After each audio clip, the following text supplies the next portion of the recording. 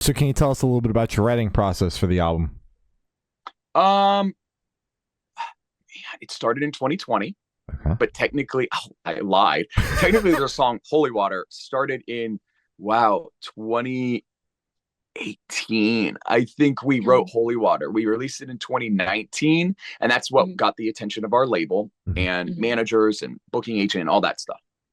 You know, and then we decided to just be like, all right, like what do we like about the songs that we had? And literally the only song that we actually enjoyed was Holy Water. So Mhm. because we had like a whole record done in 2019 and we were like, let's scrap it.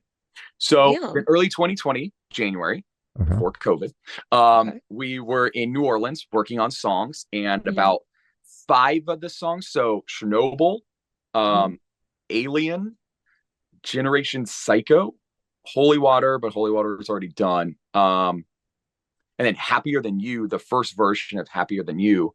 And Hearst for Two. Wow. And Hearst for Two was Damn. done in January of 2020. God And damn. we did it in like 2 weeks. We Oh just my sat and God. did nothing but write music.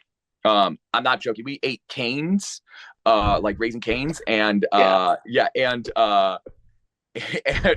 literally wrote music for That's awesome. for nonstop. And we crushed a bunch of songs. And those songs, a lot of those songs then turned into not making it on the record because then we started working with another producer Mhm. and he really wanted to work on a bunch of new songs.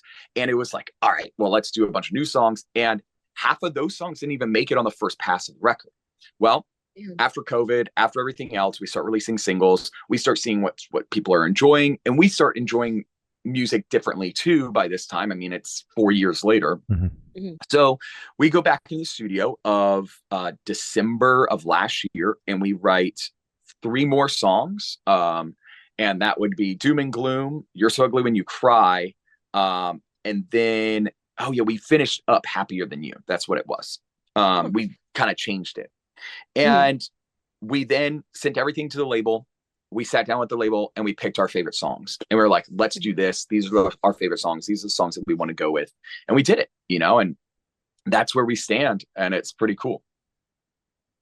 God damn. That is a long ass process, Oh, and but there's so much then more in there again, short too. bursts. It was Yeah. literally 4 years of grinding on this record. Yeah. So Yeah. I feel like you could tell as well because it's so refined and clean and everything that should be there is there. thank So you. it's damn. Okay. So you said you had a full record complete, but you decided to scrap it in 2019? Yeah, so we when we were unsigned at the time, we Hmm. had a record ready to go. We were going to do an EP, Yeah. and then we kept getting interest by some labels, and they're like, "Well, we Hmm. want to save some of these songs." The only Hmm. song that really was saved on there was "Holy Water," Holy but we water. Yeah. released it and then re-released it now with a new mix. Yeah. And that's a whole thing too, is a lot of these songs went through like three different versions of mixes from different people and like all these Hmm. things now with the features too, because like Mhm. there's a Yeah. version of Dark Thoughts without a feature, then there's a version with with Danny from Asking, and then there's like Mhm. Voodoo Doll with Eve Under Fire, and then Yep. it's funny because we wanted to be able to release those two songs too, because that was part of it, Hmm. is basically the quote DSPs like Spotify, Apple Music, they don't like it when you release more than half of the music before the record comes out. Mhm.